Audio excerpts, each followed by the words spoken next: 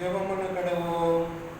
பிதா குமாரன் பரிசுத்தாவின் நாமத்தினாலே ஆமென்.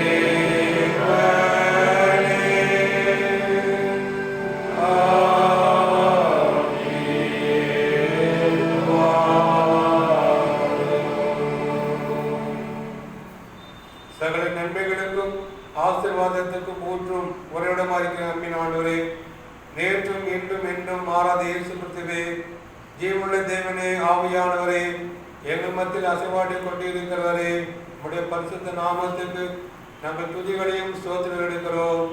தேவனே தாமே கடந்த போன வாரம் முழுவதும் எங்கள் அனைவரும் கொண்டு நல்ல சரிய சுகம் பலன் ஆயுள் ஆசிர்வாதம் சந்தோஷம் சமாதானம் போதிய பாதுகாப்பை அனைவருக்கும் கிருதியாக கட்டளையிட்டு ஆசீர்வதித்து மீண்டும் ஒரு புதிய பரிசுத்தமான நாளுக்குள் பிரவேசிக்க நீர் கிருபை புரிந்தீர். அதற்கு நன்றி செலுத்துகிறோம். இந்த பரிசுத்தமான திருவந்த ஆலய ஆராதனை முடித்திருக்க தோப்பிக்கிறோம்.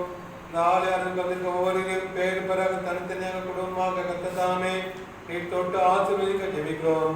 இந்த ஆராதனைக்காக புறப்பட்டு வந்து கொண்டிருக்க திருச்ச மக்களை முடித்திருக்க தோப்பிக்கிறோம். கத்ததாம நீதாம் அவளும் சீக்கிரமாக இந்த இடத்திலே கூட்டி சேர்க்கமாக முடித்து மன்றாடுகிறோம். இந்த பரிசுத்தமான ஆலய ஆராதனை நீரே பொறுப்பேற்றுக் கொள்ளும். துவக்க முதல் முடிவு வரை உடைய பரிசுத்த ஆவியானவரின் பிரசன்னம் நிறைவாயிருந்து ஆசீர்வதித்து வழிநடத்த வேண்டும் என்று எங்கள் மீட்பரும் எங்கள் ரட்சகருமாய் இயேசு கிறிஸ்து மூலமாய் வேண்டிக் கொள்வோம். அன்புள்ள பரமபிதாவே, ஆமென்.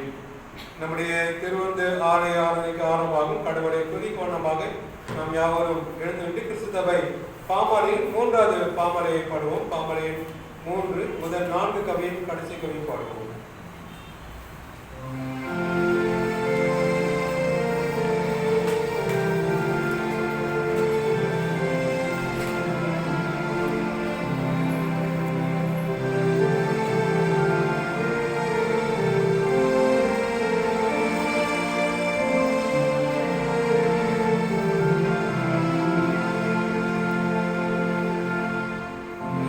Never mind.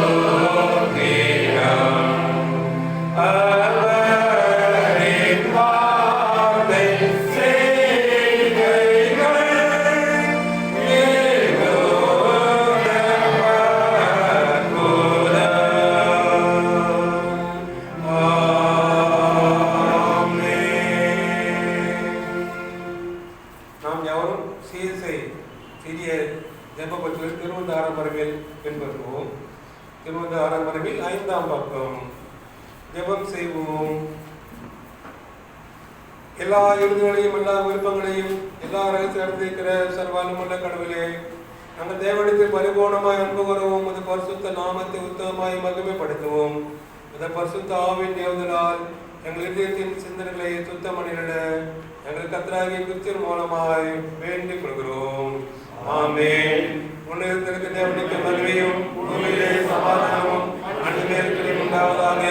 கர்த்தராகிய பராபரனே, பரமராஜாவே, சர்வத்துவ பிதாவாகிய தேவனே, உம்மை துதிக்கிறோம், உம்மை புகழுகிறோம், உம்மை வணங்குகிறோம், உம்மை மகிமைப்படுத்துகிறோம். சிறந்த மகிமைக்கும் ஸ்தோத்திரம் செலுத்துகிறோம். கர்த்தராகிய ஒரே வணக்கமான இயேசு கிறிஸ்துவே, கர்த்தராகிய பராபரனே, பிதாவின் சுதனே, உலகத்தின் பாவத்தை சுமந்து தீர்க்கிற வாழ்க்கையே எங்களுக்கு இறங்கும். உலகத்தின் பாவத்தை சுமந்து தீர்க்கிறவரே, எங்கள் ஜெபத்தை ஏற்றுக்கொள்ளும். தேவனாகி நடந்து பதிவிக்கிறவரே, எங்களுக்கு இறங்கும். நீரே பரிசுத்தர், நீரே கர்த்தர், இயேசு கிறிஸ்துவே, தேவன் ஒருவரே, பரிசுத்த ஆவியோடே, தேவனாகி மகிமையிலே உன்னதமானவரே இருக்கிறீர். ஆமென். முதலாம் பக்கம் 10 கற்பனை. ஒவ்வொரு கற்பனைக்கு பிற்பாடு கர்த்தாவை இன்னைக்கு இறங்கிய பிரமாணத்தை கைக்கொள்ள இறுதி தேவனிடம் என்று நாம் மறுமொழி கூறுவோம். உங்கள் தேவனை கர்த்த நானே, என்னென்று உனக்கு வேறே தேவர்கள் உண்டாயிருக்க வேண்டாம்.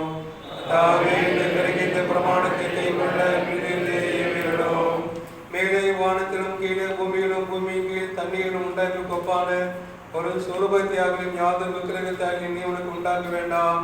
நீ அவைகளை நமஸ்கரிக்கவும் சேவைக்கவும் வேண்டாம்.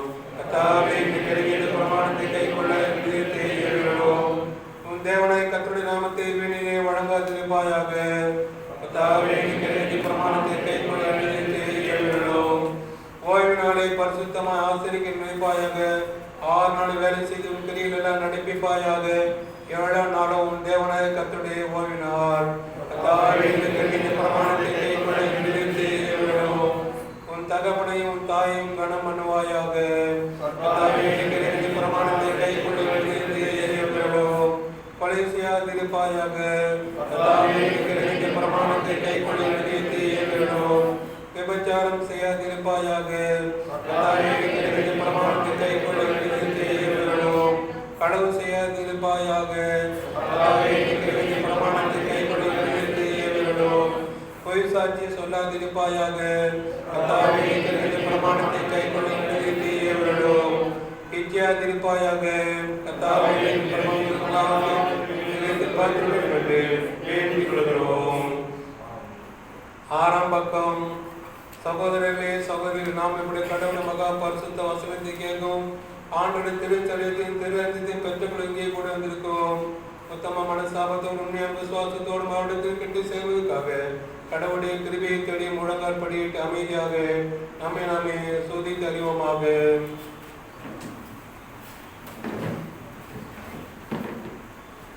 உங்கள் பாவங்கள் நிமித்தமுடிவை தோல்மையா மனசாப்பட்டு பலரிடத்தில் நன்மை சிநேகமானது. இனி கடவுளுடைய கற்பனையை கை கொண்டு புதிதாக்கப்பட்டவர்களாய் அவருடைய பரிசுத்த மார்க்கத்தில் நடப்பம் என்று தீர்மானித்திருக்கிற நீங்கள் நமது ஆண்டு இயேசு கிறிஸ்து மூலமாய் சர்வாலமோடு வலிமுள்ள கடவுளோடு ஒப்புரவுபடி மறுபடி உங்கள் பாவங்களை மனத்தாழ்மையாய் அறிக்கிடுங்கள். பரமபிதாவே, உமக்கு பாவம் செய்து கொண்டு அறிக்கிறோம். மொழியில் நடாமையில் நடந்து வந்தோம். கிறிஸ்து நாமத்தை சொல்லி விட்டு விலகவில்லை. எங்களுக்கு இறக்க வேண்டும் என்று கூட கொண்டாடுகிறோம். இயேசு கிறிஸ்து எங்கள் பாவம் எல்லாவற்றையும் மன்னியும். அது பரிசுத்த ஆவியினால் எங்களை சிந்தி எழுதி எங்கள் மனச்சாட்சி விட்டு திரண்டும். உடைய பரிசுத்த நாமத்தை மயம் கொண்டாமடி நாம் புதிய உள்ளாய் கூடி சேர்த்ததாக மற்றவர்களுக்கு மன்னிக்க எங்களுக்கு உதவி புரியும். ஆமென். இயேசு கிறிஸ்து மூலமாய் தம்முடைய துண்மையான மனம் திரும்பி யாவருக்கும் மரணப்படுகிற கிருமி நல்வாக்கி கேளுங்கள். வருத்தப்பட்டு பாரம் சுமக்கவில்லை, நீங்கள் எல்லாரும் எடுத்து வாருங்கள், நான் உங்களுக்கு இணைப்பாளர் தருவேன். தேவன் தம்முடைய ஒரே பேரான விசுவாசிகள் எவனோ அவன் கெட்டு போகாமல் நித்திய ஜீவனை அடைபடிக்கு அவரை தந்தடைய உலகாய் உலகத்தில் அன்பு கூர்ந்தார். பாவங்களை ரட்சிக்க கிறிஸ்து உலகத்தில் வந்தார் என்ற வார்த்தை உண்மையும் எல்லா அங்கீகரிப்புக்கும் பாத்திரமானது. ஒருவன் பாவம் செய்வானால் நீதிபராகிய இயேசு கிறிஸ்து நமக்காக பிதாவிடத்தில் பரிந்து பேசுகிறார். நம்முடைய பாவனை நிவர்த்தி செய்கிற கிருபாதர பலி அவரே.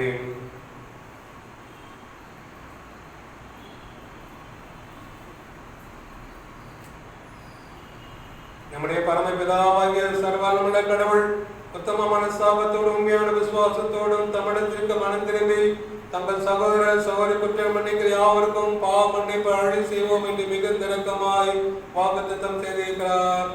அவர் நம்முடைய ஆண்டவர் இயேசு கிறிஸ்து உங்களுக்கு உங்கள் பாவம் எல்லாவற்றையும் மன்னித்து அவைகளில் விடுதலையாக்கி சகல நன்மையிலும் உங்களை உறுதிப்படுத்தி நினைத்து நித்திய ஜீவகரைகள் சேர்ப்பாராக. ஆமென். தேவனுக்கு ஸ்தோத்திரம் உண்டாவதாக. கர்த்தர் உங்களோடு இருப்பாராக. ஜெபம் செய்வோம்.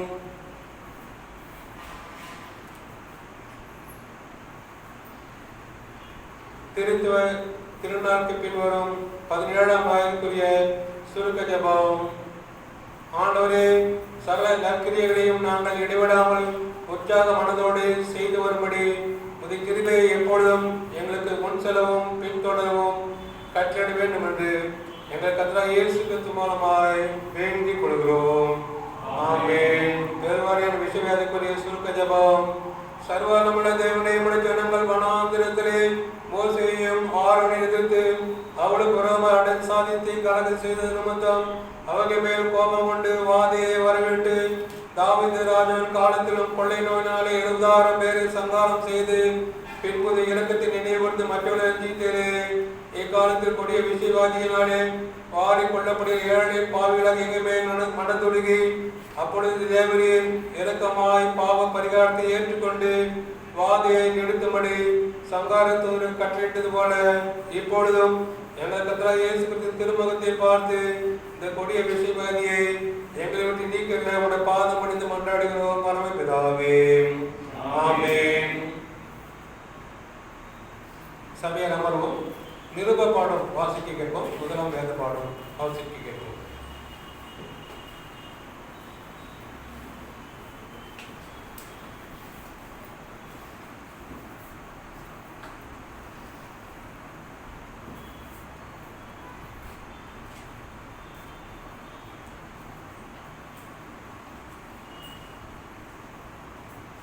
வாசிக்க வேண்டிய நிருப வேத பாடம் 1 பேதுரு 5ஆம் அதிகாரம் வசனங்கள் 1 முதல் 11 வரை. 1 பேதுரு 5ஆம் அதிகாரம் வசனங்கள் 1 முதல். உங்களில் உள்ள மூப்பருக்கு உடன் மூப்பனும் கிறிஸ்துவின் பாடுகளுக்கு சாட்சியும் இனி வெளிப்படும் மகிமைக்கு பங்காளியுமா இருக்கிற நான் புத்தி சொல்லுவது என்னவென்றால், உங்களிடத்தில் உள்ள தேவனுடைய மந்தையை நீங்கள் மேய்த்து கட்டாயமாய் அல்ல மனப்பூர்வமாயும் அவலட்சணமான ஆதாயத்திற்காக அல்ல உற்சாக மனதோடும் சுதந்திரத்தை இருமாப்பாய் ஆளுகிறவர்களாக அல்ல மந்தைக்கு மாதிரிகளாகவும் கண்காணிப்பு செய்யுங்கள். அப்படி செய்தால் பிரதான மேய்ப்பர் வெளிப்படும் போது மகிமை உள்ள வாடாத கிரீடத்தை பெறுவீர்கள். அந்தபடி இளைஞரே, மூப்பருக்கு கீழ்ப்படியுங்கள். நீங்கள் எல்லாரும் ஒருவருக்கு ஒருவர் கீழ்ப்படிந்து மன தாழ்மையை அணிந்து கொள்ளுங்கள். பெருமையுள்ளவர்களுக்கு தேவன் எதிர்த்து நிற்கிறார், தாழ்மையுள்ளவர்களுக்கோ கிருபை அளிக்கிறார். ஆகையால் ஏற்ற காலத்திலே தேவன் உங்களை உயர்த்தும்படிக்கு அவருடைய பலத்தை கைக்குள் அடங்கியிருங்கள். அவர் உங்களை விசாரிக்கிறவரானபடியால் உங்கள் கவலைகளை எல்லாம் அவர் மேல் வைத்து விடுங்கள். தெளிந்த புத்தியுள்ளவர்களாய் இருங்கள், விழித்திருங்கள். ஏனெனில் உங்கள் எதிராளியாகிய பிசாசானவன் கெர்ச்சிக்கிற சிங்கம் போல் எவனை விழுங்கலாமோ என்று வகை தேடி சுற்றித் திரிகிறான். விசுவாசத்தில் உறுதியாய் இருந்து அவனுக்கு எதிர்த்து நில்லுங்கள். உலகத்தில் உள்ள உங்கள் சகோதரிடத்திலே அப்படிப்பட்ட பாடுகள் நிறைவேறி வருகிறது என்று அறிந்திருக்கிறீர்களே. கிறிஸ்து இயேசுவுக்குள் நம்மை தமது நித்திய மகிமைக்கு அழைத்தவராய் இருக்கிற சகல கிருபையும் பொருந்திய தேவன் தாமே கொஞ்சம் காலம் பாட அனுபவிக்கிற உங்களை சீர்படுத்தி ஸ்திரப்படுத்தி பலப்படுத்தி நிலைநிறுத்துவாராக. அவருக்கே மகிமையும் வல்லமையும் சதா காலங்களிலும் உண்டாயிருப்பதாக. ஆமென். வாசிக்க வேண்டிய நிருப வேத பாடம் வாசித்தார்.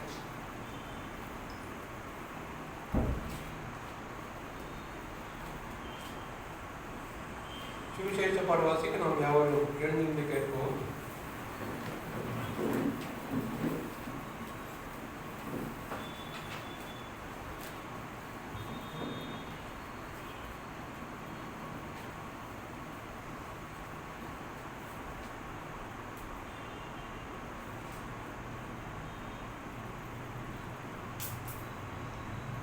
வாசிக்கும்படியாக குறிப்பிட்டுள்ள சுவிசேஷ பாடம் மார்க் எழுதின சுவிசேஷம் 10ஆம் அதிகாரம் வசனங்கள் 46 முதல் 52 முதல். மார்க் எழுதின சுவிசேஷம் 10ஆம் அதிகாரம் 46ஆம் வசனம் முதல். பின்பு அவர்கள் எரிகோவுக்கு வந்தார்கள். அவரும் அவருடைய சீஷர்களும் திரளான ஜனங்களும் எரிகோவை விட்டு புறப்படுகிற போது திமேயுவின் மகனாகிய பர்த்திமேயு என்கிற ஒரு குருடன் வழியருகே உட்கார்ந்து பிச்சை கேட்டுக் கொண்டிருந்தான். அவன் நசரேயனாகிய இயேசு வருகிறார் என்று கேள்விப்பட்டு, இயேசுவே, தாவீதின் குமாரனே, எனக்கு இறங்கும் என்று கூப்பிடத் தொடங்கினான். அவன் பேசாதிருக்கும்படி அநேகர் அவனை அதட்டினார்கள். அவனோ, தாவீதின் குமாரனே, எனக்கு இறங்கும் என்று முன்னிலும் அதிகமாய் கூப்பிட்டான். இயேசு நின்று அவனை அழைத்து வரச் சொன்னார். அவர்கள் அந்த குருடனை அழைத்து, திடன் கொள், எழுந்திரு, உன்னை அழைக்கிறார் என்றார்கள். உடனே அவன் தன் மேல் வஸ்திரத்தை எறிந்துவிட்டு எழுந்து இயேசுவினிடத்தில் வந்தான். இயேசு அவனை நோக்கி, நான் உனக்கு என்ன செய்ய வேண்டும் என்றிருக்கிறாய் என்றார். அதற்கு அந்த குருடன், ஆண்டவரே, நான் பார்வை அடைய வேண்டும் என்றான். இயேசு அவனை நோக்கி, நீ போகலாம், உன் விசுவாசம் உன்னை ரட்சித்தது என்றார்.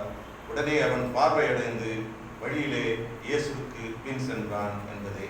பாடம் முடிந்தது. கிறிஸ்துவே உமக்கு மகிமை உண்டாவதாக.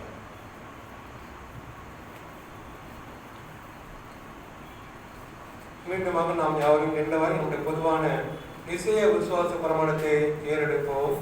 வானத்தையும் பூமியும் காணப்படாதமான எல்லாவற்றையும் படைத்தவராயிருக்கிற சர்வத பிதாவாகிய ஒரே தேவனை விசுவாசிக்கிறேன். ஒரே கர்த்தருமாய் தேவனுடைய ஒரே பேரனுமாயிருக்கிற இயேசு கிறிஸ்துவை விசுவாசிக்கிறேன். அவர் சர்வமுண்டான முன்னே தமது பிதாவினால் ஜெனிக்கப்பட்டவர், தேவனுடைய தேவமானவர், ஜோதியில் ஜோதியானவர், மெய் தேவனின் மெய் தேவனானவர், உண்டாக்கப்படவர், ஜெனிக்கப்பட்டவர், கடவுளுடைய ஒரே தன்னுடையவர், சகலத்தையும் உண்டாக்கிறவர், மனிதர் நமக்காகவும் நமக்கு உண்டாகவும் அவருடைய தெளிவு பரிசுத்தவானாகிய கிறிஸ்துவின் கொடுத்தார். நமக்காக பாடுபட்டார். வேத வாக்கியப்படி மூன்றாம் அவனுடைய வேலை பிதாவானவர் பற்றியிருக்கிறார். உயிரோடு மற்றும் நியாயத்திற்கு மகிமையுடைய திரும்ப வருவார். அவருடைய ராஜ்யத்தின் முடிவுகளை கட்டணமாய் ஜீவனை கொடுக்கலுமாய் பிதாவிடம் குமாரனுடைய பொறுப்புடமாய் பிதாவோடு குமார கூட தோன்றுபடுமாய் தேவதர்சி மூலமாக இருக்கிற பரிசுத்தம் விசுவாசிக்கிறேன். ஒரே பரிசுத்த பகவான் அப்போத்திரத்தை உண்டு விசுவாசிக்கிறேன். மணிக்கு நியமிக்கப்படுவதை நான் அறிகிறேன். மறித்த உயிர்களும் மறிப்புக்கரிக்க காத்திருக்கிறேன். ஆமென். சமயம் நம்புவோம்.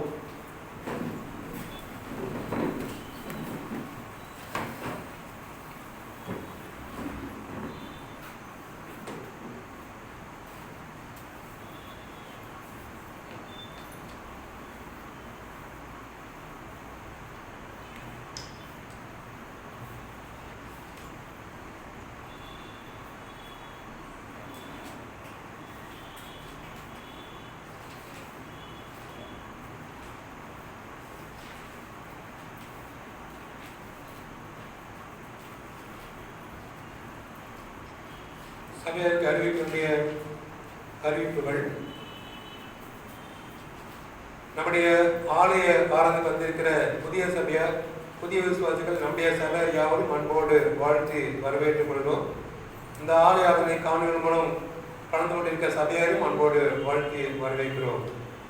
நமது ஆலய ஆராதனை பங்கு கொண்டிருக்கிற சபையார் யாவரும் ஆராதனை முழுமையாக வாய் மூக்கு முழுவதும் மூடியிருக்குமாறு, முகக்கவசம் அணிந்திருக்குமாறு கேட்டுக்கொள்கிறோம். ஆராதனை முடிஞ்ச பிறகு பிற சபையரோடு பேசும்போதும் சமூக இடைவெளியோடு நின்று முகக்கவசத்தோடு பேசுமாறு கேட்டுக்கொள்கிறோம்.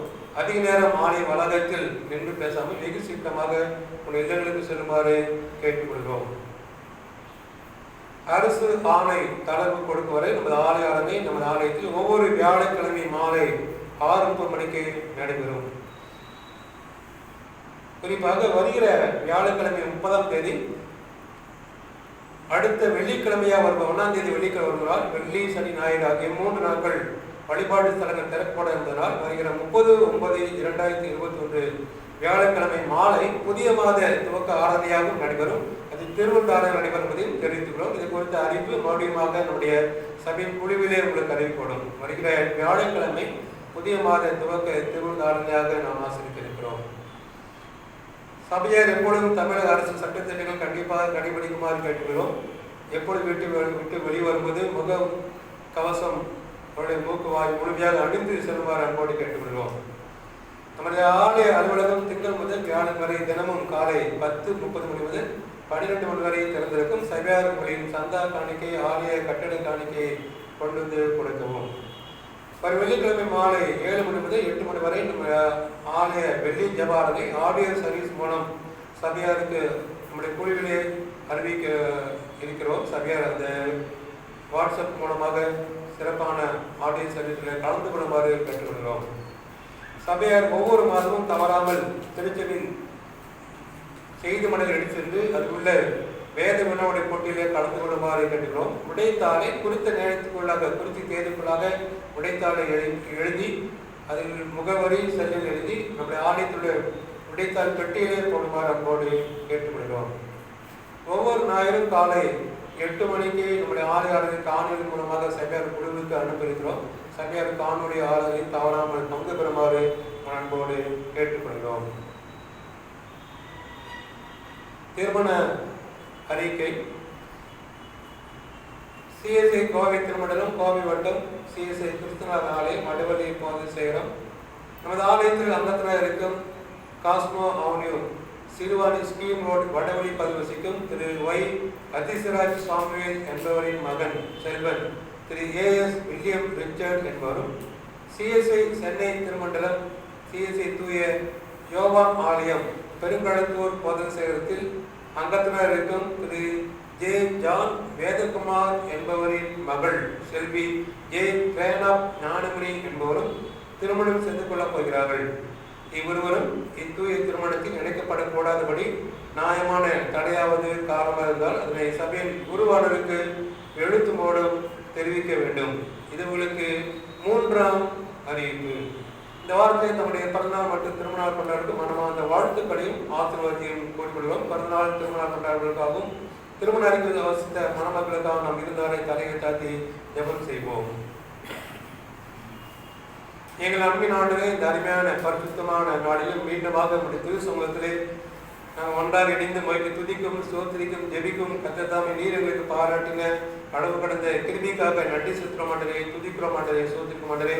இந்த வாரத்திலே நம்முடைய பிறந்தநாள் கொண்டாடுகிற திரு இ ஜான்சி வேதபல், திருமதி சோபியா இஸ்ரேல், திருமதி ஜான்சி வைஃப் ஆஃப் திரு எல் ஜெயபால் அவர்களுக்காக, திருமதி ஜபா ஜெபர்சன், திருமதி கவிதா வைஃப் ஆஃப் திரு பி முத்துக்குமார் அவர்களுக்காக, திருமதி பிரவீனா ஜேக்கப், திருமதி ஸ்டெல்லா மரி டாக்டர் திரு கே தங்கரன், திரு ஆர் தாசன், திருமதி ஸ்டெல்லா வைஃப் ஆஃப் திரு ஏஆர் சார்லஸ் அவர்களுக்காக ஜெபிக்கிறோம்.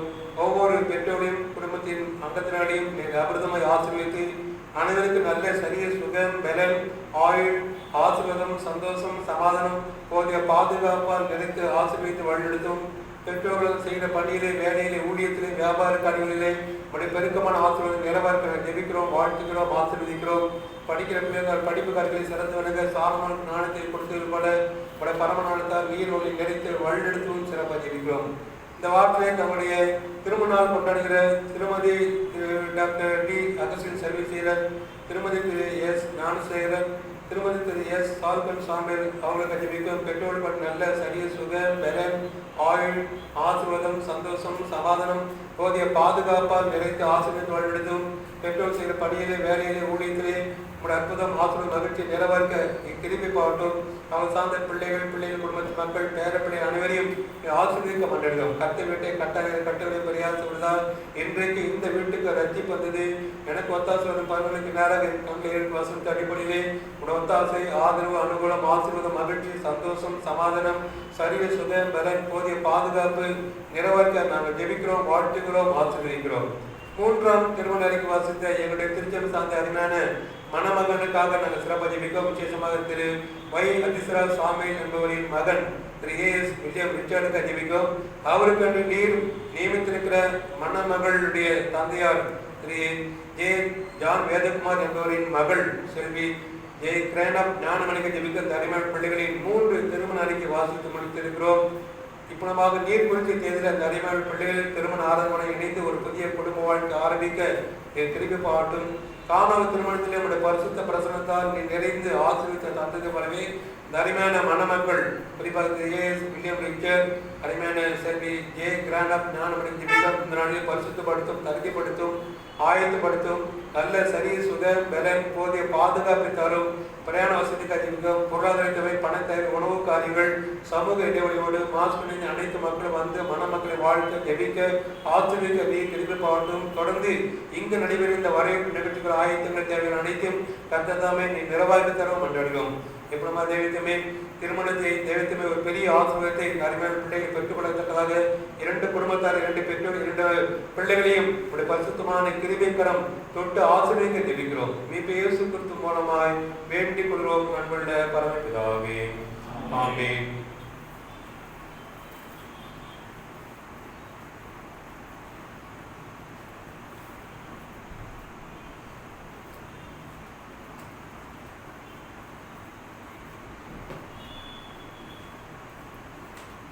மீண்டுமாக நாம் யாவரும் எழுந்துண்டு கடவுளை துதிக்கோணமாம் கடவுளை செய்தி கனவை ஆயத்தப்படுத்துவனமாக கிறிஸ்துவை பாமாலில் 311வது பாடலில் முதல் 3 கவியில் கடைசி கவியும் பாடுவோம்.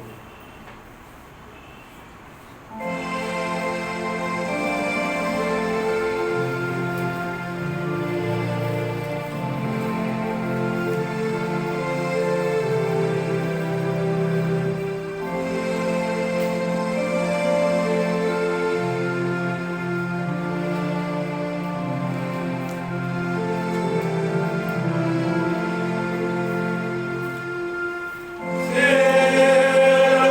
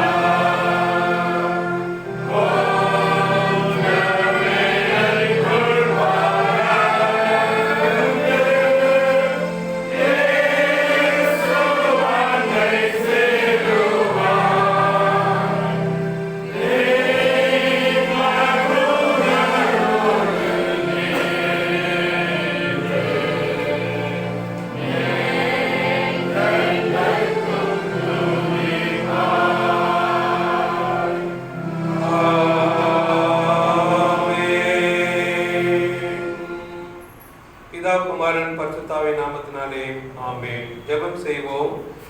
எங்கள் அன்பின் ஆண்டவரே, இந்த அருமையான பரிசுத்தமான நாளுக்கு நன்றி செலுத்துகிறோம். உடைய ஆலயாளர்களை திருச்ச மக்கள் வந்து கலந்து கொள்ள துதிக்க, சோதரிக்க, வேதத்தை வாசிக்க, எப்படிமாக உடைய பாதப்படியில் அமர்ந்திருந்த உடைய வசனத்தை தியானிக்க நீர் எங்களுக்கு பாராட்டின அளவு கடந்த கிருபைக்காக நன்றி செலுத்துகிறோம் ஆண்டவரே, துதிக்கிறோம் ஆண்டவரே, சோதரிக்கிறோம் ஆண்டவரே.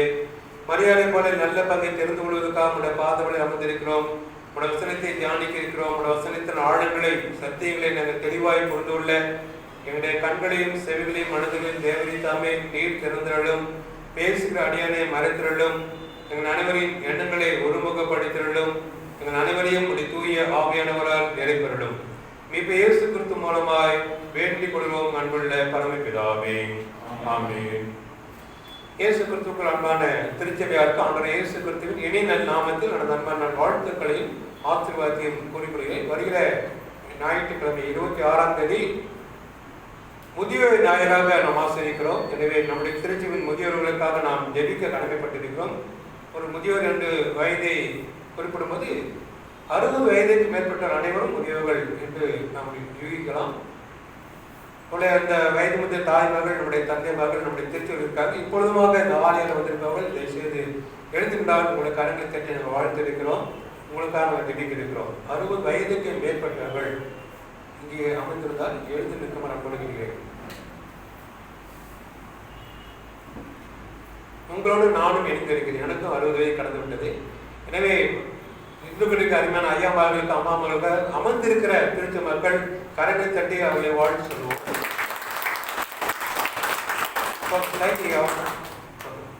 முதியோர் ஞாயிற்று வாழ்த்துக்கள். கத்திர அபிரதமாய் ஆசீர்வதித்து வழிநடத்துவார். அமர்ந்து பார்க்கலாம்.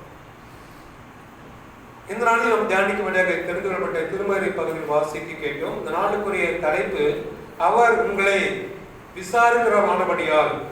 1 பேதுரு 5ஆம் அதிகாரம் 7ஆம் வசனம். அவர் உங்களை விசாரிக்கிறவரானபடியால் உங்கள் கவலை எல்லாம் அவர் மேல் வைத்து விடுங்கள். அவர் உங்களை விசாரிக்கிறவரானபடியால் உங்கள் கவலைகள் எல்லாம் அவர் மேல் வைத்து விடுங்கள் என்று கூறுகிறார். கர்த்தர் உங்களை அன்போடு விசாரிக்கிறார். இந்த முதியோர் ஞாயிறாக ஆசரிக்க வேளையிலே முதியோருக்கு தேவையான ஒரு காரியம், என்னை யாராவது பார்த்து பேசுவாங்களா என்ற எண்ணம் இருக்கிறது. இன்னைக்கு ஆண்டவர் சொல்கிறார், நம் அனைவரையும் பார்த்து சொல்கிறார், கர்த்தர் நம்மை அன்போடு விசாரிக்கிறார். கர்த்தர் நம்மேல் அதிக அக்கறை கொண்டவராக இருக்கிறார். அவர் உங்களை ஆதரிக்கிறவர். அவர் உங்கள் மேல் பாரப்படுகிறவர். அவர் உங்களை பொறுப்பேற்றுக் கொள்கிறார். கண்மணியை போல கவனிக்கிறார் என்று அர்த்தம் கொள்ளும் வசனம் தான் இந்த வசனம். அவர் உங்களை விசாரிக்கிறபடியால் உங்கள் கவலைகள் எல்லாம் அவர் மேல் வைத்து விடுங்கள். தமிழில் விசாரிக்கிறவர் என்று சொல்லும் போது அது 3 அர்த்தங்களை கொடுக்கிறது. 3 தன்மையையும் பார்க்கிறோம். நன்மையான காரியங்கள் யாராவது குடும்பத்தில் இருந்தால் அவங்களை குறித்து பேசுவோம். எனக்கு யார் வீட்டில் மகிழ்ச்சியான காரியத்தை ஏற்பட்டோம், ரொம்ப சந்தோஷம், எப்படி இருக்காங்க அப்படின்னு ஒரு குழந்தை பிறந்தால், இல்லை பிள்ளைகளுக்கு திருமணம் ஆயத்தம் செய்திருந்தால், இப்படியாக மிக விமர்சனமான நிகழ்வுகள் குடும்பத்தில் சந்தோஷமா இருக்கிறார்கள், அதை விசாரிக்கிற ஒரு தன்மை உண்டு. இன்னொரு தன்மை, குடும்பத்தில் ஏதாவது இழப்பு ஏற்பட்டால், சோதனை ஏற்பட்டால், சோர்வு வந்தால், நஷ்டம் வந்தால் அதையும் விசாரிக்கிறோம். என்னது நேற்று வீட்டில் ரொம்ப திருடம் அந்த மாதிரி கேள்விப்பட்டேன், விட்டு போச்சு, இல்லை பரவாயில்ல, ஒன்றும் பிரச்சனை இல்லை, பத்திரமா இருக்கீங்களே அப்படின்னு உடைய தீமையான காரியங்கள் நடந்தாலும் அது விசாரிக்க தன்மை உண்டு. மற்றொரு காரியம், என்ன நல்லா இருக்கீங்களா அப்படின்னு கேட்கறது, கட்டுப்பாடாம தொட்டு தொடாம கேட்கிற தன்மை உண்டு. ஆனால் இந்த தமிழில் விசாரிக்க சொல்வது அது உள் அர்த்தத்தை பார்த்தால், முதலில் நம்மை அக்கறை கொண்டவர்கள் நம்மை அன்போடு விசாரிப்பார்கள்.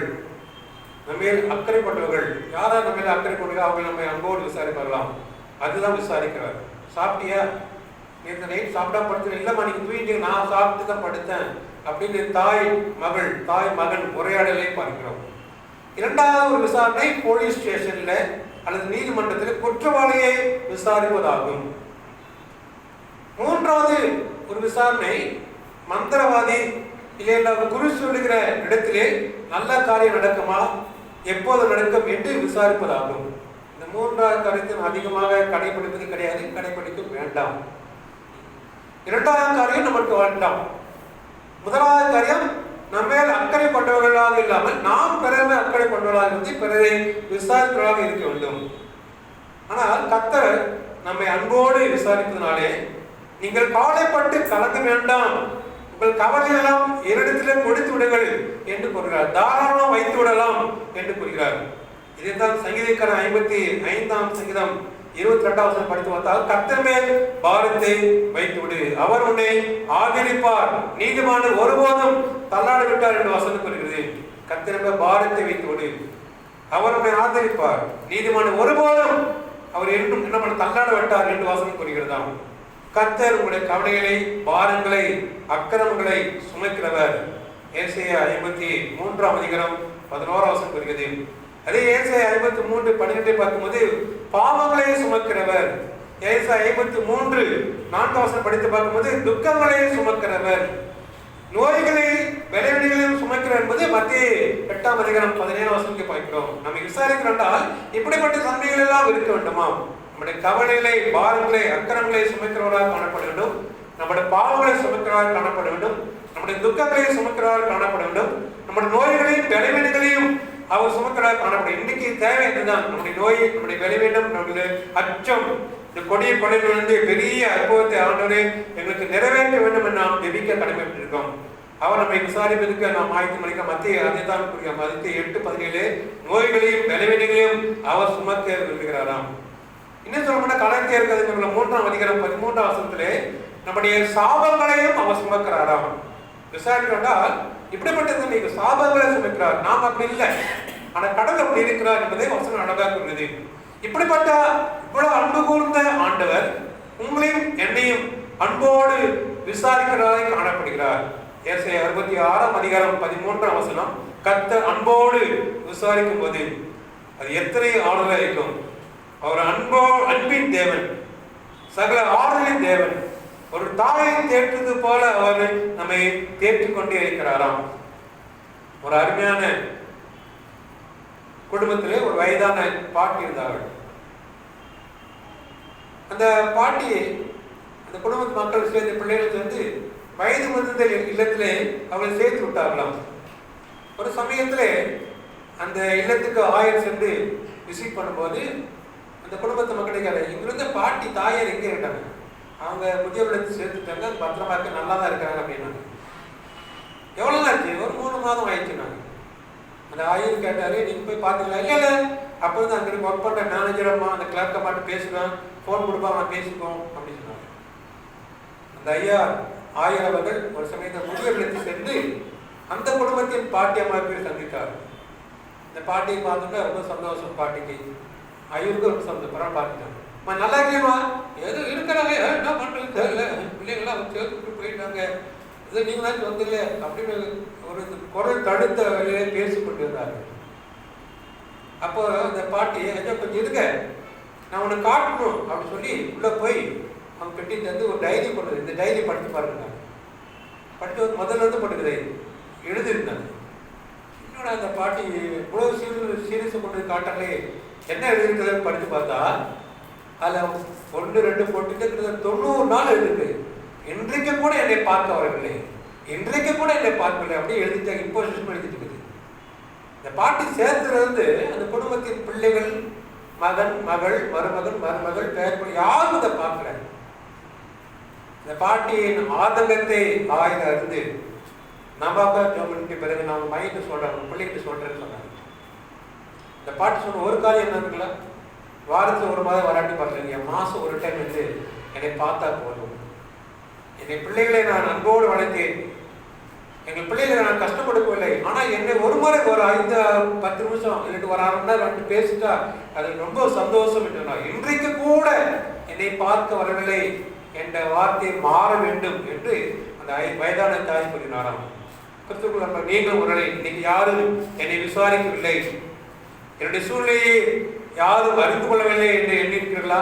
கர்த்தர் உங்களை விசாரிக்கிறார், கர்த்தர் உங்களுடைய சூழ்நிலையை அறிந்திருக்கிறார், உங்களை அன்போடு விசாரிக்கிறார், காணப்படுகிறார். அவர் ஒரு நாளும் உங்களை விட்டு விலக மாட்டார், கைவிட மாட்டார் என்பதை யோசுவா புத்தகம் 1ஆம் அதிகாரம் 5ஆம் வசனத்தை படித்து பார்க்கிறோம்.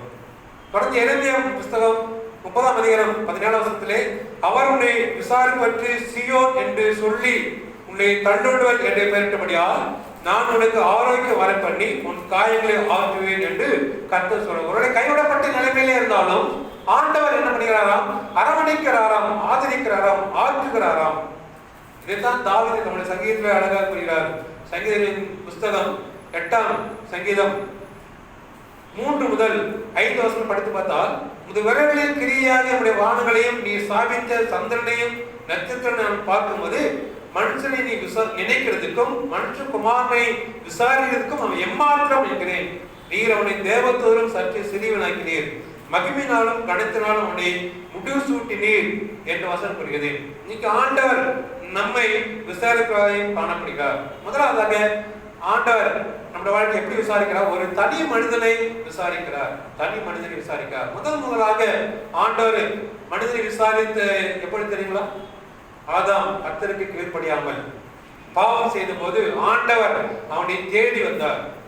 கர்த்தரை காண விருப்பப்படாமல் விருட்சங்களின் நடுவிலே அவன் மறைந்து ஒளிந்து கொண்டிருக்கிறான். அந்த ஆதாமே அவனுக்கு ஆதாமே ஆதாமே நீ எங்கே இருக்கிறாய் என்று ஒரு கேள்வி கேட்டார். ஆதியாகமம் 3ஆம் அதிகாரம் 1 வசனம். சரீர பிரகாரமாக நீ எங்கே இருக்க என்று ஆண்டவர் கேட்க வேண்டியது அவசியம் இல்லை. ஏனென்றால் அவருக்கு மறைவானது ஒன்றுமே இல்லையாம். ஆதாமே எங்கே இருக்க என்ற வார்த்தையை எதை வெளிப்படுத்தினதாம்? ஆதாமின் ஆவிக்குரிய நிலையை குறித்து விசாரிப்பதாகும். நீ எந்த நிலைமையில் இருக்கிறாய்? எந்த சூழலில் இருக்கிறாய்? உன்னதங்களில் தேவனோடு இருக்கிறாயா? இல்லை என்றால் சாத்தானோடு ஐக்கியமாய் அவனுக்கு உன்னை நீ விட்டு போட்டாயா என்ற ஒரு கேள்வியை தான் அங்கே பார்க்கிறோம். ஆதாமே எங்கே இருக்கிறாய்? நீங்க ஆவிக்குரிய இறுதியிலே ஆண்டவர் இதே கேள்வியை நம்மையும் கேட்கிறார், நம்மை விசாரிக்கிறார். உலகத்தார் சில சமயங்களில் சரீர நலன்களை விசாரிக்கிறார்கள். தாவீது ஒரு முறை அழகாக கூறுகிறார். சங்கீதம் 142ஆம் சங்கீதம் 4ஆம் வசனம், என் ஆத்மாவை விசாரிப்பார் ஒருவரும் இல்லை. சரீரத்தை விசாரிக்கலாம், ஆனா ஆத்மாவை விசாரிக்கிறீங்களா? நீங்க ஆண்டவர் விசாரிக்கிறார். தாவீது என் ஆத்மாவை விசாரிப்பார் ஒருவரும் இல்லை, ஆனால் நீர் உண்டு ஆண்டவரே என்பதை சங்கீதம் அழகாக கூறுகிறது. கர்த்தரோ உங்களுடைய ஆத்மாவிலே அதிக அக்கறை கொள்வார். ஏனென்றால் ஆத்மாவை கொல்ல வல்லவை கலாம் ஒருவருக்கும் பயப்படக்கூடாது. தம்முடைய சாயல் உருவாக்கப்பட்ட நம்மை அவர் மேல் பிரிய வைக்கிறாராம். அதுதான் அழகாக கூடிய வசனம் 3 யோவான் 2ஆம் வசனம், பிரியமானவனே உன் ஆத்மா வாழ்ந்து சுகமாகும்படி நான் வேண்டுகிறேன் என்கிறார். அழகான பாட்டு. பிரியமானவனே உன் ஆத்மா வாழ்வது போல் எல்லாவற்றிலும் சுகமாயிரு மகனே, சுகமாயிரு மகனே. ஆத்மாவை விசாரிக்கிறவர் ஆண்டவர். நம்முடைய ஆத்மா எல்லாவற்றும் சுகமாய் வாழ்ந்திருக்க ஆண்டவர் விரும்புகிறார். ஆனா அதே சமயத்தில் ஆத்மாவிலே பாவம் வந்து விட்டால் ஆத்மா நஷ்டமாகி போயிடுவான். பாவம் செய்கிற ஆத்மா சாகும். எரேமியா 18ஆம் அதிகாரம் 20 வசனம் தான் கூறுது.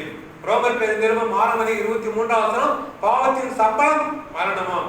ஒரு மனுஷன் உலகம் முழுவதையும் ஆதாயப்படுத்திக் கொண்டாலும் தன் ஜீவனை நஷ்டப்படுத்தவனுக்கு லாபம் என்ன என்பதை மத்தேயு 16ஆம் அதிகாரம் 26ஆம் வசனத்திலே படித்து பார்க்கிறோம்.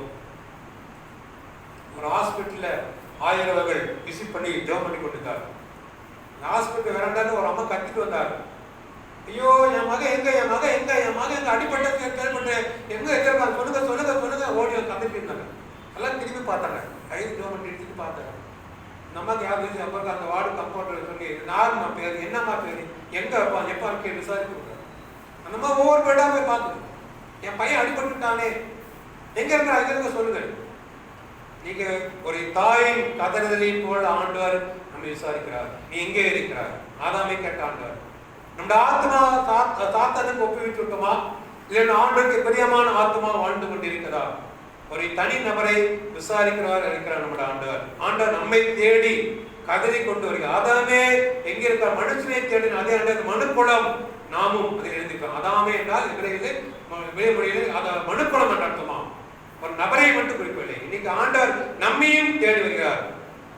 ஆண்டவர் கூறுகிறார், சர்தே சபையை பார்த்து சொல்கிறாரா, சர்தே சபை விசாரிக்கும் போது துயரத்தோடு நீ உயிரோடு நின்று பெயர் கொண்டதும் செத்தவனாய காணப்படைய என்று வெளிப்படுத்த 3:1 படித்து பார்க்கிறோம். அதே சமயத்தில் எபேசு சபையை அவர் கூறுகிறார், விசாரிக்கும் போது, நீ ஆதியிலே கொண்டிருந்த அன்பு விட்டாய், உன் பேரில் எனக்கு ஒரு அது குறைவாக இருக்கிறது. அவன் சொல்லல, அவன் பிள்ளைங்க எவ்வளவு நல்லா நேசித்தாங்க, நேசித்தாங்கயா, இப்போ ஒரு மாதிரி இருக்காங்கய்யா, பேசுறது கூட இல்லை. இன்னைக்கு கிறிஸ்துவ நன்மனையிலே இதைத்தான் ஆண்டவர் நமக்கு வெளிப்படுத்துகிறார். இன்னைக்கு நம்முடைய வாழ்க்கையில் ஆண்டவர் நம்ம எதிர்பார்க்கிறார். சபையே, நீ எப்படி இருக்காய்? உயிரிழந்து செத்தாக காணப்படுகிறாயா? ஆதிலே கொண்டது அன்பு இருந்து இப்ப அந்த அன்பை விட்டு எழுதுகிறது, அது எனக்கு குறைவா இருக்கிறது கூறுகிறார். ஒரு தனி மனிதனை விசாரிக்கிற ஆண்டவராய் காணப்படுகிறார். பிள்ளையே, அன்பானவர்களே, திருச்ச மக்களே, நீங்க எங்கே இருக்கிறார்கள்? இயேசு கிறிஸ்து அன்பிலே எடுத்திருக்கிறீர்களா? இந்த பின்மாற்றத்திலே போய்விட்டோமா? இயேசு கிறிஸ்து அன்பில் எடுத்திருக்க விரும்புகிறோமா? அப்படின்னா ஆண்டவர், இது என்னுடைய சரீரம், இது என்னுடைய ரத்தம், என்னை நீங்கள் நினைவு கூறுங்கள், இதை பங்கு பெறுங்கள், நான் உங்களுக்குள் இருப்பேன், உங்களை விசாரித்துக் கொண்டே இருப்பேன், உங்களை பாதுகாத்துக் கொண்டே என்று கூறுகிறாராம். இரண்டாவதாக, குடும்பத்தை விசாரிக்கிறவர் ஆண்டவர். குடும்பத்தை விசாரிக்கிற ஆண்டவர். நீ அவளுக்கு எதிர்கொண்டு ஓடி, நீ சுகமா இருக்கிறாயா? உன் புருஷன் சுகமா இருக்கிறானா? அந்த பிள்ளை சுகமாக என்று அவரிடத்தில் கேள் என்றான். 2 ராஜாக்கள் புத்தகம் 4ஆம் அதிகாரம் 26ஆம் வசனம். சூனமியால் என்ற பெண்மணி கர்த்தருடைய ஊழியக்காரனாகிய எலிசாவை கனப்படுத்தி அன்புடன் உபசரித்து பன்னுடை செய்தவள். ஒரு நாள் அவள் எலிசாவை பார்த்து வருவதை தூரத்திலே எலிசா கண்டு அவளை அன்புடன் விசாரிப்பதற்காக தன்னுடைய வேலைக்காரனை அனுப்பிவிட்டார். அந்த விசாரிப்பிலே 3 பகுதிகளை காணப்படுகிறது. ஒன்று, நீ சுகமா இருக்கிறாயா? இரண்டாவதாக, உன் புருஷன் சுகமா இருக்கிறானா? மூன்றாவதாக, அந்த பிள்ளை சுகமா இருக்கிறதா? கர்த்தர் இன்றைக்கும் உங்களை மட்டுமல்ல, உங்கள் குடும்பத்தையும் அன்போடு விசாரிக்கிறவர். நீங்கள் மட்டும் ரட்சிக்கப்பட்டு பரலோகம் போக ஆண்டவர் விரும்பவில்லை. முழு குடும்பமும் கர்த்தருடைய ராஜ்யத்தில் காணப்பட வேண்டும். ஏனென்றால் குடும்பம் என்பது கர்த்தர் ஏற்படுத்துவதாகும்.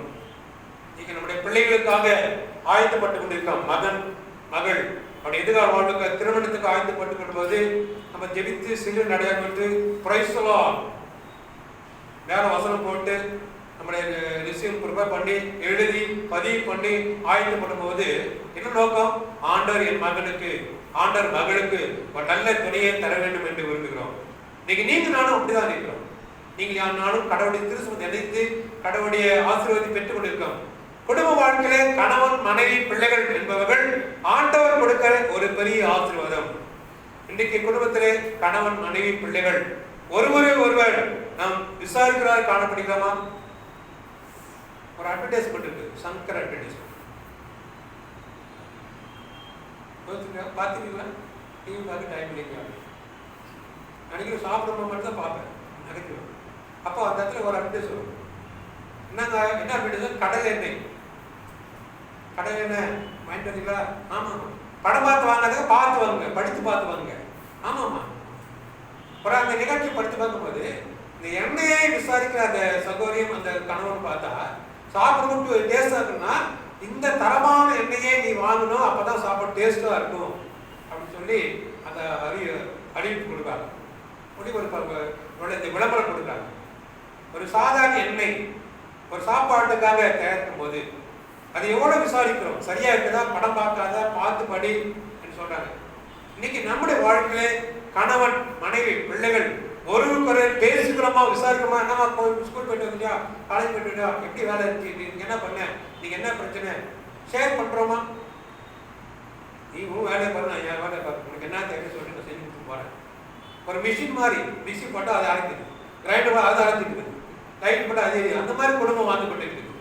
உயிர் இருக்கும் போதே தெரியுது நம்ம உயிர் ஓட்டம் இல்லை. நீங்க கொடுத்து அன்பானே, யோசுவாவை போல நம்முடைய குடும்பம் இருக்க வேண்டுமா? நானும் என் வீட்டார் கொண்ட கர்த்தரையே சேவிப்போம். அந்த அழகான பாடம் தெரியுமா? ஒரு ஸ்டான்ஸா பண்ணணும், ஒரு லைன் பண்ணணும். நானும் என் வீட்டாரமோ வென்றால் கர்த்தரையே சேவிப்போம், நீயும் சேவிப்பாயா, நீயும் சேவிப்பாயா. கர்த்தர் குடும்பத்தை உண்டாக்கினவர். சில வருடங்களுக்கு பார்த்து என்னுடைய இல்லத்திலே ஒரு 1000 வரை வந்தார்கள். அவர் வீட்டுக்குள்ள வரும்போது காரில் இறங்கி வந்த டிரைவர் காரில் அவங்க ஓடிப்பா பாப்பா அப்படின்னு சொல்லிட்டார். அந்த 1000 தொள்ளாயிரம் வீட்டுக்கு வந்தாங்க. காலையில் வந்துட்டு ஈவினிங் கிளம்பிட்டாங்க. அப்படின்னா வரும்போது ஒரு பாட்டு பாட்டாங்க. இந்த பாட்டு தான் பாட்டாங்க.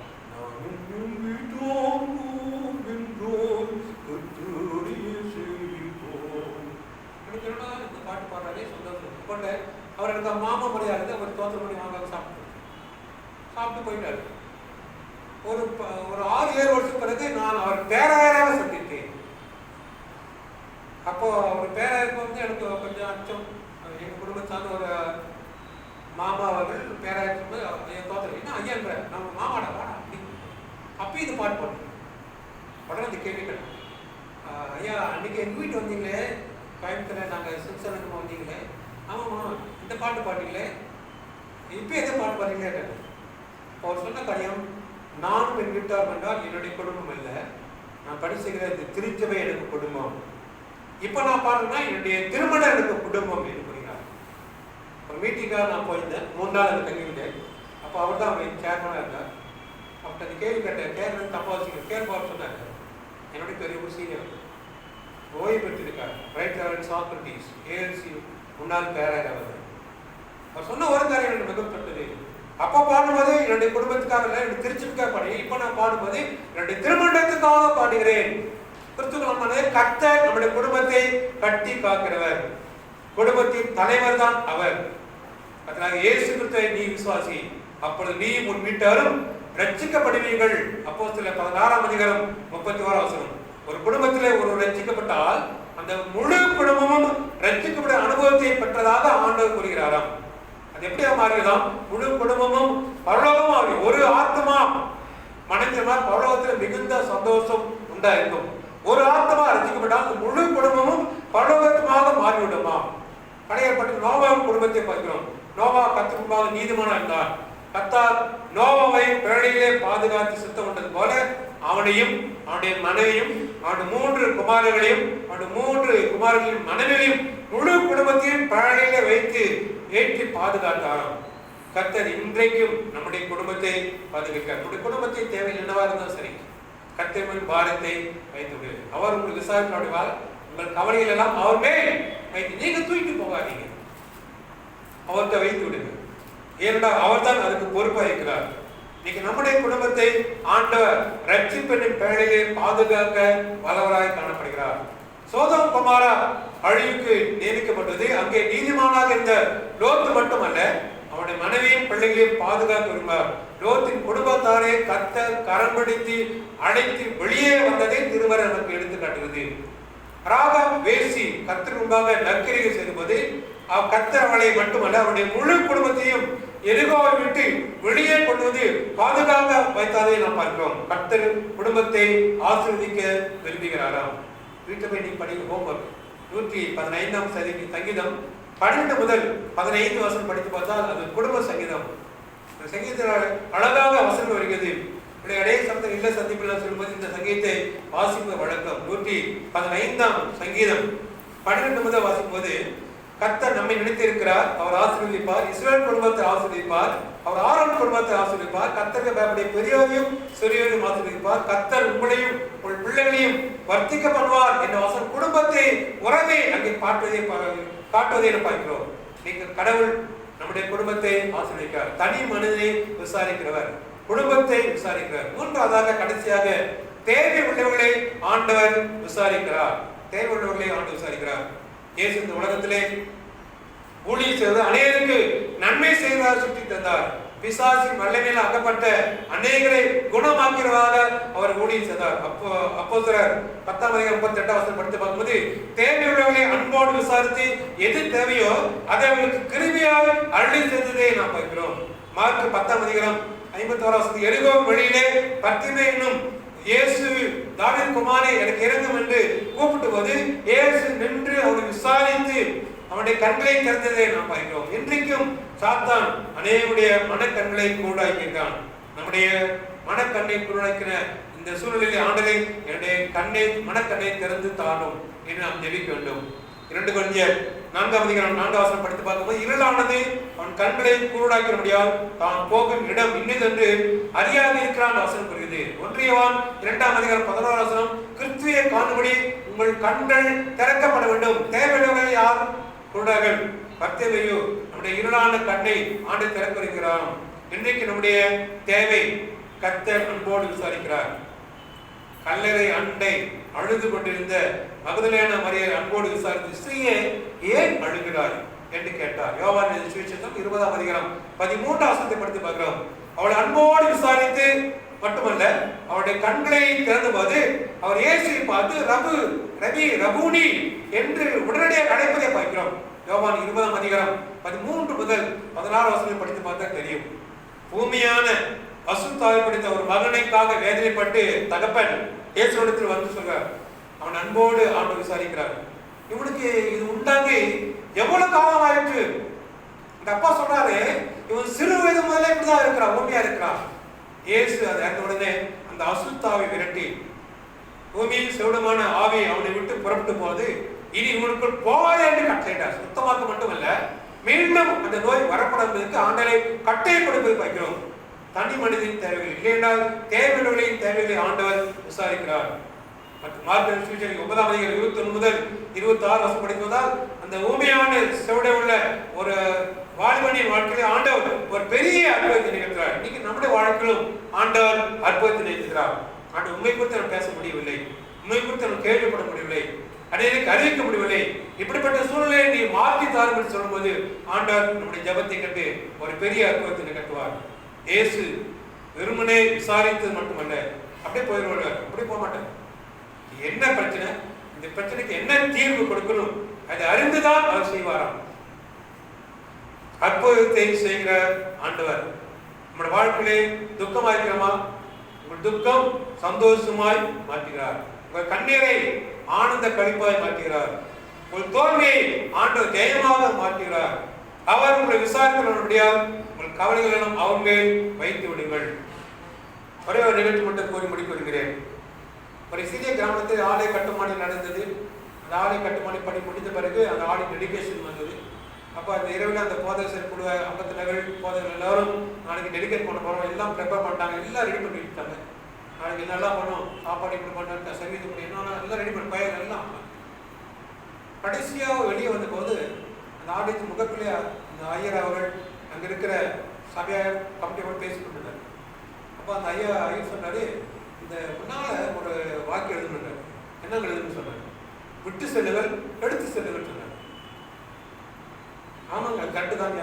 நிறைய பேர் கோயிலுக்கு சப்பல் விட்டு வராங்க, அது நல்லதான் சொல்லி அந்த உடனடியாக உட்காந்து விட்டு செல்லுகள் எடுத்து செல்லுகள் எழுதிட்டாங்க. இந்த ஆலய டெடிகேஷன் முடிஞ்சு எல்லாரும் வெளியே போனாங்க. அப்போ எல்லாரும் சப்பல் போட்டு போயிட்டாங்க. அப்போ சாப்பிட போகும்போது எல்லாம் ஆகிட்டு கை வேலை வாங்கினாங்க. இந்த வாசத்தை படித்தீங்களா? ஆமாங்க படித்தவங்க. அந்த மாதிரி நடந்தது யாரும் செருப்பு போட்டு கோயிலுக்கு வரலைங்க. அப்போ சொல்றாரு, செருப்புக்காக போடல வார்த்தை, விட்டு செல்லுன்னு அர்த்தம்னா உங்க கவலையில் கொண்டு வந்து போட்டுருங்க. எடுத்து செல்ல என்னதான் ஆண்டவர் கொடுக்க ஆசிரியர் எடுத்து செல்லுங்க, அதான் அர்த்தம். அவர் உங்களை விசாரிக்கிறபடியாக உங்கள் கவலைகள் எல்லாம் அவர் மேல் வைத்து விடுங்கள். உங்கள் பாரத்தை ஆண்டவர் வைத்து விடுங்கள். என் முகம் மெதுவாய், என் சுகை லகுவாய் இருக்கும். ஆண்டவர் நம்மோடு கூட தோல் கொடுத்து நம்முடைய வாழ்க்கையிலே நம்மை நடந்து வர விரும்புகிறார். நாம் அதுக்கு அனுமதி கொடுப்போமா? கிறிஸ்துவுக்கு அன்பானவர்களே, இன்னைக்கு நம்முடைய வாழ்க்கையிலே தனி மனிதனை விசாரிக்கிற ஆண்டவர், நம்முடைய குடும்பத்தை விசாரிக்கிறவர், நம்முடைய தேவைகளை விசாரிக்க, நம்முடைய தேவைகள் என்னதான் சரி இந்த நாளிலே ஆண்டவர் பார்த்து வைத்து விட்டுங்கள். ஆண்டவர் கொடுக்க ஆசீர்வாதத்தை எடுத்து செல்லுங்கள். இருந்தவாறு தலைகள் தாத்தி நாம் ஜெபம் செய்வோம். எங்கள் அன்பின் ஆண்டவரே, அருமையான பரிசுத்தமான நாளுக்கு நன்றி செலுத்துகிறோம். தனி மனிதனை விசாரிக்கிறவர், குடும்பத்தை விசாரிக்கிறவர், தேவையோர் விசாரிக்கிறவர் என்று நாங்கள் தியானித்தோம். இந்த மூன்றில் ஏதாவது ஒன்றை நாங்கள் இருந்திருக்கலாம், இருந்து கொண்டே இருக்கிறோம். இதிலும் நம்முடைய அன்பு, அரவணைப்பு, ஆசீர்வாதம், மகிழ்ச்சி எங்கள் வாழ்க்கையை நிறைவேற்பதை நினைச்சிருக்கிறோம். தனி மனிதனாய் உங்களை விசாரித்தால் அது பெரிய அற்புதம். எங்களுடைய குடும்பத்தை விசாரித்தால் அது மிகுந்த சந்தோஷம். என்னுடைய தேவை விசாரித்தால் அது அதை காட்ட காரணம் சந்தோஷம். தேவை உள்ளவர்கள் எல்லோரும் இந்த நாளிலும் வந்திருக்கிற மாட்டேன். அவரவர்கள் தேவைகளுக்காக ஜெபிக்கும் போது தேவைகளை ஜெபத்தை அங்கீகரித்து ஒரு பெரிய அனுபவத்தை நிகழ்ச்சி முடித்து மன்றாடுகிறோம். வந்திருக்கிற அனைவரையும் மரத்தாவரியை திருச்ச மக்களையும் கத்தத்தாமே நீர்களை ஆசிரியக்க மன்றாடுகிறோம். இந்த நாளிலும் நாங்கள் தியானித்த வசனத்தின் அடிப்படையிலே குறிப்பாக என்னுடைய திருச்சி உள்ள வயது வந்த தாய்மார்கள் தந்தைமார்களை வாழ்த்தினோம். அவருடைய நல்ல ஆலோசனைக்காக நன்றி செலுத்த மாட்டேன். அவர் உங்களை விசாரிக்கிறபடியால் உங்கள் கவலைகள் எல்லாம் அவர் மேல் வைத்துவிடுன்னு சொன்னீர். நாம் வந்தது நல்லது ஆண்டவரே. நீர் எங்களை விசாரித்து எங்கள் கவலை வைத்து விட்டோம். எங்களுக்கு கொடுக்க ஆசிரியர் எடுத்து சொல்கிறோம். மகிழ்ச்சி, சந்தோஷம், சமாதானம், பரிபூர்ண பாதுகாப்பை எங்கள் அனைவருக்கும் கிருபையை கட்டளையிட்டு ஆசீர்வதித்து வழிநடத்தும் ஜெபிக்கிறோம். மீண்டும் இயேசு கிறிஸ்து மூலமாய் வேண்டிக் கொள்வோம் அன்புள்ள பரமபிதாவே. ஆமென்.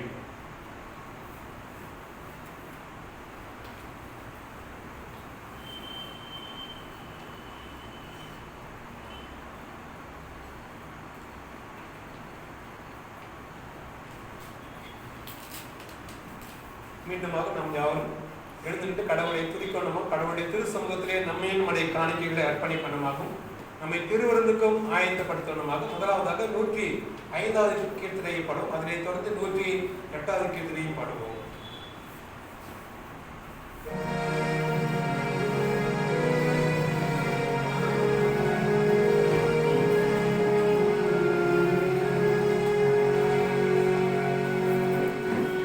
Alleluia.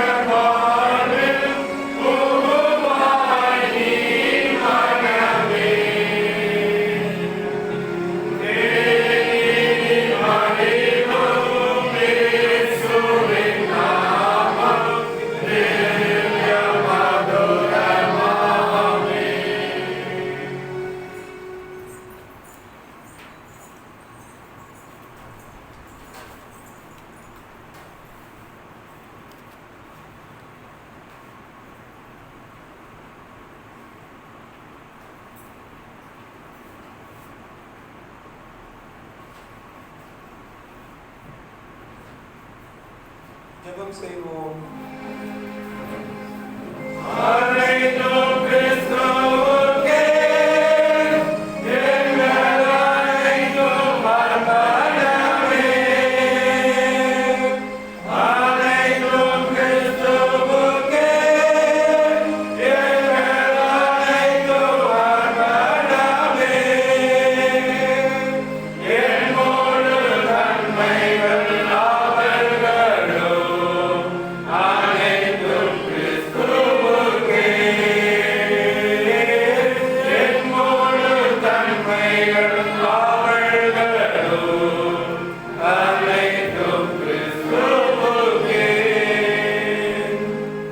சகல நன்மைகளுக்கும் ஆசீர்வாதத்துக்கும் ஊற்றும் ஒரு இடமாக்கி நம்பினோண்டதே இந்த அருமையான மனமகற்றான பரிசுத்தமான நாளுக்கு நடிச்சிருக்கிறோம். கடந்த நாட்களை கொடுத்த ஆசீர்வாதங்கள் ஏராளம் ஏராளமானது. நீ கொடுத்த ஆசீர்வாதத்தை ஒரு சிறு பகுதி மாத்திரம் ஆலய காணிக்காக, சந்தா காணிக்காக, சந்தா காணிக்க காணிக்காக, பிறந்தநாள் காணிக்காக, திருமண நாள் காணிக்காக, துதி காணிக்காக, சோதனை காணிக்கை, வியாபார வளர்ச்சி காணிக்கை, நன்மை காணிக்காக, எதிர்பார்க்க ஆசீர்வாதம் காணிக்க அநேக காணிக்கை படைத்திருக்கிறோம். காணிக்கை கொடுத்த கரங்களின் குடும்பத்தாரை கத்ததாமே நீர் அவரதுமை ஆசீர்வதித்து இது ஊழியத்துக்கு ஊழிய நாம மகிமை கண்டும் ஆசீர்வாதத்தை திரும்பி பாடும். அவர் எங்களை விசாரிக்க முடியாது. எங்கள் கவலைகளாக அவர்களை வைத்து வாக்குத்தத்தை கொடுத்திருக்கிறேன். எப்படிமாக வைத்தவே தனி மனதை விசாரிக்க ஆண்டவர், குடும்பத்தை விசாரிக்க ஆண்டவர், தேவையை விசாரிக்க ஆண்டவர். இப்படிமா இந்த 3 சூழல் நாங்கள் இருக்க மாட்டதே எங்கள் விசாரித்து எங்கள் வாழ்க்கையிலே பெரிய அற்புதத்தை ஆசீர்வாதத்தை மகிழ்ச்சி நாங்கள் தொடர்ந்து பெற்று வளர்ந்தக்காக பரிசுத்த அறுத்தால் மாதிரி திருவந்து நாங்கள் பெற வந்திருக்கிறோம். எங்களை தகுதிப்படுத்தும், பரிசுத்தப்படுத்தும், ஆயத்தப்படுத்தும். அங்கிருக்கிற அனைவரையும் ஒரு பரிசுத்தமான கிருவிகரம் தொட்டு ஆசீர்வதிக்க ஜெபிக்கிறோம். வர தவறை தெரிஞ்ச மக்களையும் கத்ததாமை ஆசீர்வதிக்க மன்றாடுகிறோம். நீ இயேசு கிறிஸ்து மூலமாய் வேண்டிக் கொள்வோம் அன்புள்ள பரமபிதாவே. ஆமென். நம்முடைய ஆண்டவர் இயேசு கிறிஸ்துவின் பிதாவாகிய தேவனுடைய அன்பும் பரிசுத்த ஆவியானவரின் அன்பும் ஐக்கியமும் நம் அனைவரோடும் இன்றும் சதா கிடைத்திருந்த ஆசீர்வதித்து வாழ்வெடுத்துவாராக. ஆமென்.